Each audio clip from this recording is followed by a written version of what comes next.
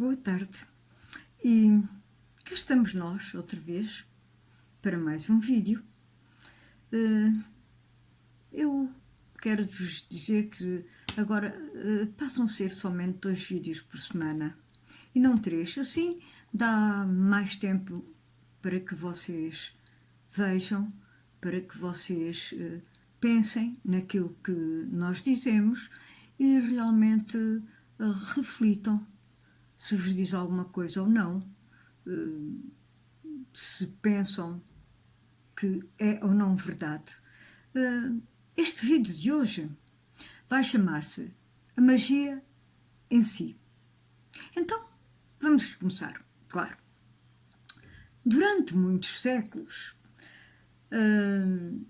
em todo o mundo, as pessoas que em cada sociedade conseguiam sobressair sobre todos os outros, e não a nível de poder, mas sim a nível de sabedoria, foram um farol para a saúde espiritual dos outros. Muitos deles encontraram os meios para ultrapassar a ignorância e a mesquinhez de povos que nem tinham a capacidade de aprenderem que a vida é para evoluir e não para sobreviver. No entanto, acontece que esse tipo de espiritualistas sempre atraíram invejas e ódios.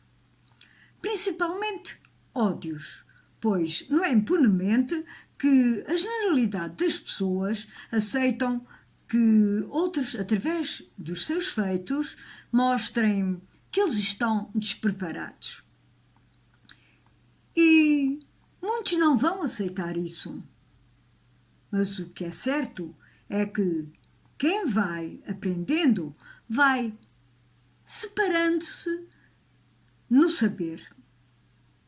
E aprendendo o quê? Aprendendo que a correlação entre a realidade e o desejo é basicamente a janela que leva à existência para todos os lados. Alguns seres estão, ou melhor, por todos os lados, alguns seres estão a acordar mentalmente e a avançar no caminho, e no caminho, portanto, do progresso. Não é um caminho fácil, acreditem nisso, pois quem o faz tem que abandonar todos os conceitos que, na maior parte dos casos, foram adquiridos através dos anos, através dos tempos, ensinados pelas escolas e pelos poderes instituídos. Não é um facto líquido e transparente, mas exige um nível de ciência que só é possível a uma sociedade que tenha um número significativo de escolas ou professores que também tenham a tal necessidade de mudar e não aceitar tudo como ele vem. E é aí que podemos dizer que toda a magia é apenas ciência em movimento. Ciência baseada em física avançada e química quase de natureza quântica. Pode pensar-se que na aparência são apenas movimentos aleatórios e frases místicas sem motivo e sem sentido, mas não o são. E quase sempre o simples povo não está apto para entrar nesses meandros. Só uma minoria muito específica o faz ou consegue fazer. Até mesmo entre os praticantes de artes as tais artes ditas mágicas, existem muitos que não as compreendem, pois pensam que são só movimentos e palavras banais, não relacionadas umas com as outras. mas são conhecimentos muito antigos e sérios estes que estão em questão. No meio das sociedades distintas pelo mundo, apareceram mais recentemente, nestes últimos milénios, mais elementos a juntar à questão. E agora será o meu esposo a dar continuação ao vídeo. Ele fará a segunda parte. Boa tarde para vocês. Continuação de magia em si, tem a dizer que os elementos externos que falámos receberam o nome de religiões. E afinal, o que é que são as religiões? Bem, são apenas ilusões para alguns que resolveram criar expectativas.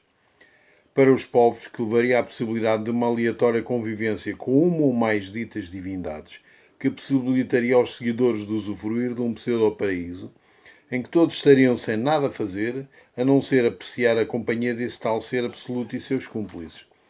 Claro que neste tipo de coisas existem alguns senãos, e geralmente esses tais seres intitulam-se sacerdotes, que é um título que nada diz, mas que é usado pelo poder para obter obediência absoluta dos povos, e tem resultado. Mas para que essa existência exista, é obrigatório que os povos não tenham o menor desejo de evoluírem separados do Estado absoluto, que são eles. Então tiveram que criar o medo, sendo para isso, provar a existência dos inimigos que obrigassem a união de todos para se protegerem desses tais inimigos, protegerem estando debaixo das ordens desses tais sacerdotes. E para qualquer religião, quais são os principais inimigos, senão aqueles seres que são livres, ou tenham começado o caminho para a liberdade. E se esses senhores estiverem unidos à ciência, ainda mais poderosos são. Então as religiões, principalmente de base judaico-cristã e islamitas, encontraram a solução ideal para esse enigma.